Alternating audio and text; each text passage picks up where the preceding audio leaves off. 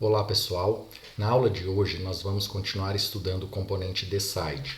O nosso objetivo é utilizar este componente para simular um sistema que possua filas individuais. Nós vamos simular um supermercado que possui 3 caixas. Ao chegar na frente dos caixas do supermercado, o cliente vai analisar qual é a menor fila e vai dirigir-se ao caixa que possui a menor fila.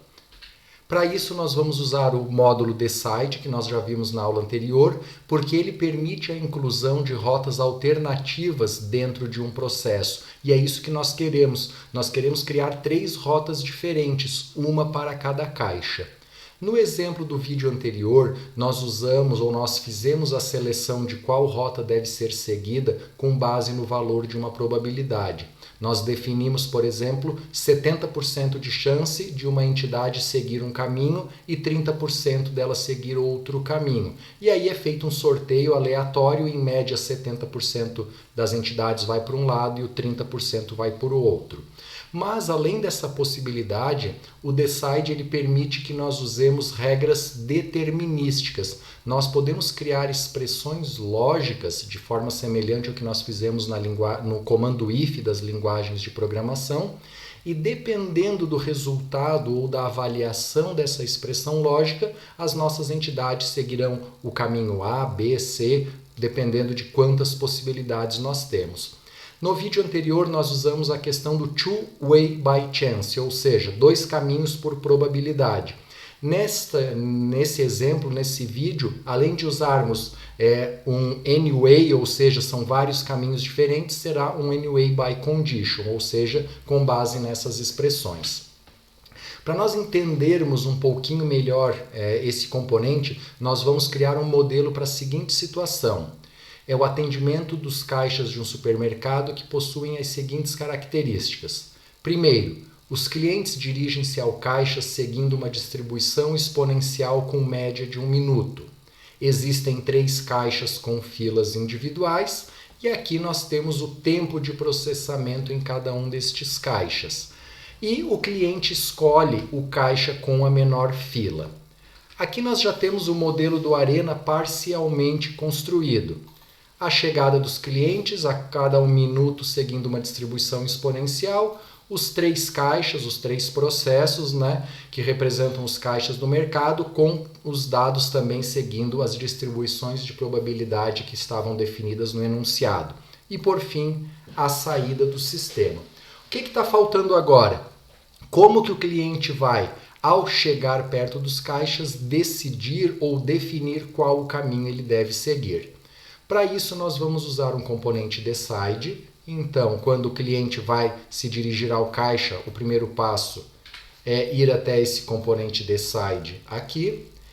E agora, dentro do decide, é que nós vamos fazer a seleção. Percebam que, por padrão, o componente decide está configurado por two-way by chance. Aí nós só vamos definir a probabilidade. Não é isso que nós queremos um anyway by condition. Como é um anyway, então aqui eu vou estabelecer todas as condições para cada um dos caminhos alternativos que eu quero. No nosso caso, são 3. O primeiro passo, então, é adicionar a primeira regra, primeira saída. Aqui nós temos um if, e esse if vai ter o seu resultado com base numa expressão. Nós podemos digitar a expressão aqui embaixo, ou clicando com o botão direito, e na opção construir expressão, ele nos mostra uma série de variáveis, de atributos aqui do Arena que podem ser usados na construção da expressão.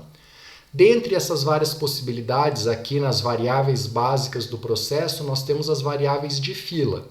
Ao clicar em fila, percebam que nós temos o número atual de pessoas na fila, número médio, o tempo de espera médio e assim por diante. O que eu quero é justamente ver o número de pessoas na fila num determinado momento. Então eu vou clicar aqui. O número, quando eu clico aqui, percebam que já aparece a função NQ, ou seja, Number in Queue, número de pessoas na fila. Número de pessoas na fila do caixa 1. Se esse dado for menor ou igual ao número de pessoas no caixa 2, quer dizer, o caixa 1 tem menos pessoas que o caixa 2. Vamos colocar tudo isto aqui entre parênteses. Vamos colocar aqui um AND abre parênteses, então, o número de pessoas na fila do caixa 1 é menor que do caixa 2 e o número de pessoas na fila do caixa 1 é menor ou igual ao número de pessoas na fila do caixa 3. Com isso, nós definimos a primeira regra, o primeiro if. Se o número de pessoas na fila do caixa 1 for menor que o 2 e o número de pessoas na fila do caixa 1 for menor que o 3, ele vai sair na primeira saída do nosso componente. Agora, nós vamos já criar a segunda condição. A segunda condição é como se fosse um else, ele não entrou no primeiro if. Isso quer dizer que a fila do caixa 1 não é a menor. Então eu vou clicar aqui para construir a expressão. Se a fila do caixa 1 não é a menor, agora basta que eu compare a fila do caixa 2, ver se ela é menor ou igual à fila do caixa 3. E aí agora eu tenho aqui duas situações. Ó. A primeira, que o caixa 1 tem a menor fila, e a segunda, que o caixa 2 tem a menor fila. Da mesma forma que quando eu tenho vários ifs aninhados, o último teste eu não preciso fazer, porque ele cai no else, aqui no decide é a mesma coisa. Percebam que nós temos dois pontos aqui. Ó. O primeiro ponto é a primeira regra, é aquela que diz que a fila do caixa 1 é a menor. Por isso eu vou ligar este ponto aqui com o caixa 1. Quando a primeira regra for verdadeira, a entidade vai para o caixa 1. Aqui no segundo ponto é a segunda regra, quer dizer que o caixa 2 é menor que o 3, então eu vou ligar com o caixa 3. E por fim, aqui embaixo nós temos o else, quer dizer que se não for verdadeiro nem a primeira e nem a segunda, então ele vai cair no else, que é a situação que o caixa 3 tem a menor fila. Assim a gente terminou a configuração aqui do nosso modelo. Dando sequência, ó. Simule o modelo do supermercado por 10 horas e responda. Então vamos configurar aqui. Rodar, configurar. Vou colocar aqui por 10 horas, é o tempo que ele vai rodar. E os dados que eu quero que ele me mostre em minutos, porque os dados que eu passei no enunciado são em minutos, para ver quanto tempo a pessoa ficou ali. Vamos colocar aqui o relatório como um relatório do Siman, que é aquele relatório padrão que nós já estamos vendo. E agora eu vou colocar aqui para rodar, primeiro devagarzinho, para vocês verem as entidades sendo distribuídas dentro do nosso sistema. Vou até diminuir. Ó. Percebam que as entidades foi para o caixa 1, agora para o caixa 2, a do caixa 3 saiu, como está vazio, veio para cá. Então, as nossas entidades elas estão sendo distribuídas, elas sempre olham para o caixa que tem menor fila e escolhem aquele caixa. Se vocês perceberem, às vezes o caixa 3 está desocupado e aí eles vão para o caixa 1 que já tem alguém ali. É um erro do modelo? Não, é porque na minha regra eu só estou olhando fila. Então, se eu tenho o caixa 1 ocupado, o caixa 2 ocupado e o caixa 3 vazio, mas todos eles sem nenhuma fila, aí ele vai decidir que ele vai para o caixa 1, porque as 3 filas são 0. É claro que a gente poderia aprimorar esse modelo e lá naquela regra, naquela expressão, além de eu analisar o número de pessoas na fila, eu poderia analisar se o caixa está ocupado ou não. Agora que nós já vimos aqui um pouco da animação, eu vou avançar rapidamente para ele terminar aqui a execução e gerar os dados do relatório. Ao clicar em sim, aparece o nosso relatório e agora nós vamos responder as perguntas aqui que o enunciado nos faz. Primeiro, quantos clientes chegaram e quantos foram atendidos ao longo das 10 horas? Essa informação a gente vê aqui no final, ó, number in, number out. Quer dizer que chegaram 598 clientes e foram atendidos 576. Ou seja, quando acabaram as 10 horas da simulação, vamos imaginar que o supermercado fechou, tinham ainda 22 pessoas dentro do mercado. É claro que numa situação real, essas 22 pessoas serão atendidas mesmo com o mercado fechado para elas terminarem as suas compras. Qual o tempo mínimo, médio e máximo de atendimento nos caixas? Só o tempo de atendimento. Então nós temos aqui o cliente VA Time, certo? O tempo médio aqui de atendimento dos caixas é de 2,9517.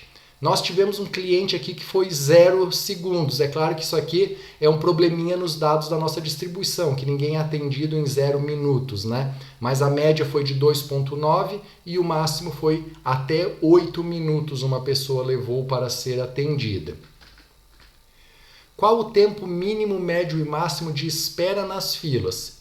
Primeiro em todas as filas e depois individualmente. Aqui nós temos o cliente wait time. Esse é o tempo de espera médio, independente da fila que ele pegou. Então, em média, um cliente ficou 8,6 minutos na fila. Teve cliente que ficou 0, aqui está ok, e teve clientes que ficaram até 26 minutos na fila. E aqui embaixo eu tenho essas informações por fila. Ó, a do caixa 1, o caixa 1 atendia mais rápido, então o tempo médio de espera na fila foi menor. Depois no caixa 2 um pouquinho maior e no caixa 3 maior ainda, 9 minutos. O tempo máximo do caixa 1 foi 24 minutos, do caixa 2 26 e do caixa 3 pouco mais de 25 minutos. Qual o tempo mínimo, médio e máximo que os clientes levaram para passar no caixa? Aí aqui é o tempo total, o tempo que ele foi atendido e o tempo de fila. Aí nós temos aqui o total time. O tempo médio foi 11 minutos entre fila e ser atendido. O mínimo 0, como eu comentei antes, é um problema da nossa distribuição. Até vou voltar aqui para mostrar para vocês. Nós temos aqui que o atendimento no caixa 2 ele segue uma distribuição normal, com média 3 e desvio padrão 2. Ou seja, se eu voltar 2 desvios padrões para baixo, eu vou chegar no valor 0. Então foi isso que aconteceu. É claro que aqui a gente teria que avaliar se esses dados do enunciado estão corretos, né? Se eles refletem a realidade. Mas partindo do princípio que foram esses dados que nós passamos no modelo, nós estamos assumindo que os clientes podem ser atendidos em 0 minutos. E aí, retornando então o tempo total, teve clientes que levaram até 29 minutos, né, no pior caso, para passar pelo caixa.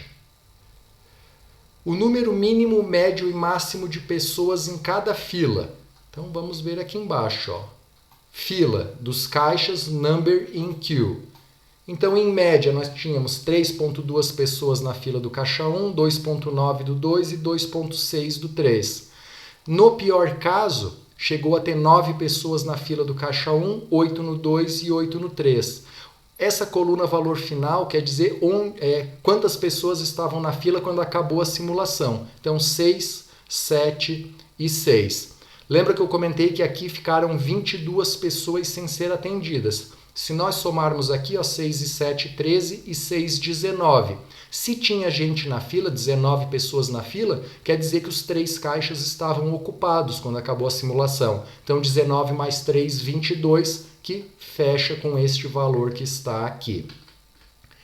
E por fim, quantas pessoas foram atendidas e qual a taxa de ocupação de cada um dos caixas? Aí está aqui embaixo, O caixa 2 atendeu 185 pessoas, ficou 94% do tempo ocupado. O caixa 3 atendeu 162 pessoas e ficou 90% do tempo ocupado. O caixa 1 atendeu 232 pessoas e ficou 99% do tempo ocupado. Isso se deve à lógica que nós usamos. Nós usamos menor ou igual. Se a fila do 1 for menor ou igual à do 2, se a fila do 1 for menor ou igual à do 3, ou seja, quando as filas são iguais, ele está jogando o pessoal para a fila 1. Depois, quando não é a fila 1 a menor, se a fila do caixa 2 for menor ou igual à do 3, vai para lá. Por isso que o caixa 1 e o caixa 2, eles acabaram ficando mais tempo ocupados e atendendo mais pessoas. Assim, nós respondemos todas essas perguntas aqui e conseguimos observar como nós podemos usar o componente decide para, usando regras determinísticas, indicar qual a fila cada cliente vai seguir, com base na fila que tiver o menor tamanho. No próximo vídeo nós vamos adaptar esse mercado aqui e vamos fazer uma simulação utilizando fila única para que nós possamos comparar qual vai dar o melhor resultado, uma fila individual por caixa ou uma fila